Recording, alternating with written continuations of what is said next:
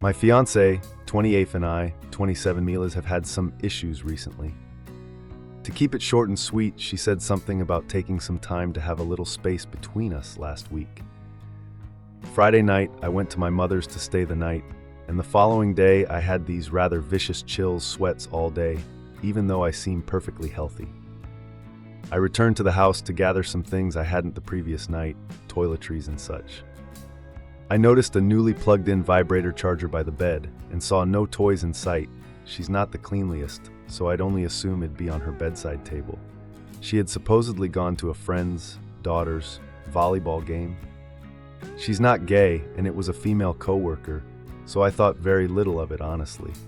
However, my lady had been a rather promiscuous person prior to getting together with me, and I've caught her being horny with another fella over text before already. So with the missing vibrator, I started feeling heavy and hard of breath. I searched desperately throughout the house for the missing toy, tore the place apart. I shouldn't have called her, but I did, and asked her if she had taken a toy with her, and she started laughing at me. Now, I don't know if this is a nervous habit when stress comes about, or if she only does this when confronted with having been caught in a lie, but she has only ever had that instant reaction when I confronted her about the previous misplay on her part. It was suspiciously quiet over the phone, considering that she was supposed to be at a ball game. I directly asked for her phone. While I didn't figure I'd find anything, considering that I basically gave her a warning before she returned to the house. I did find that she had recently turned off her location history, and that she hadn't spoken at all to the woman she was supposedly going to hang out with that day. I found high heels, a picnic blanket, and vaginal wash in the trunk of the car. She disregards this all as happenstance, as coochie wash is a standard necessity, and she had used those shoes on Halloween for her costume, never anywhere other than our house where the party was held. I had left my phone in her car when she left me at my mother's, and while she went straight home after that, the map records show that she dipped from the house at 3 a.m. the following morning and drove for 8 hours before she reached my mother's to return my phone. The maps only show the direct route between the two locations. There are a couple of other things, but they require conjecture to really be uptight about. Am I overreacting?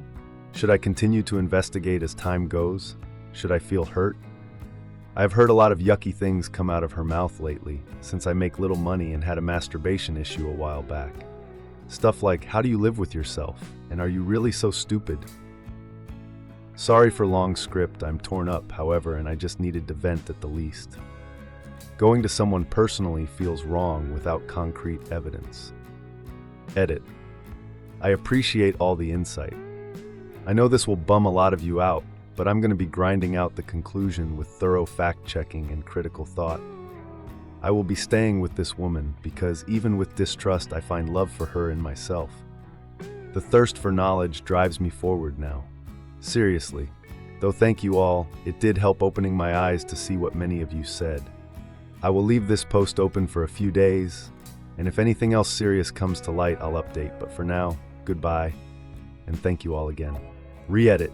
Found she was talking to a dude on Snapchat and actually unfriending him on the app to eliminate any traces of their conversations.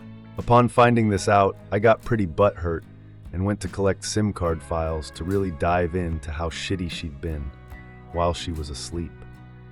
It's crazy how fast she woke up when I took her phone, considering that I hadn't exactly been trying to avoid waking her up throughout the night, as I couldn't sleep. She asked what I was doing and I told her precisely. She got a little fiery at that, said something like, "Stop, and I'll tell you everything." At this point, I was falling apart, so we started to talk about this, and when she said something about just wanting to do something destructive, I closed the laptop and handed her my engagement ring. I'm broke, empty, homeless, and afraid.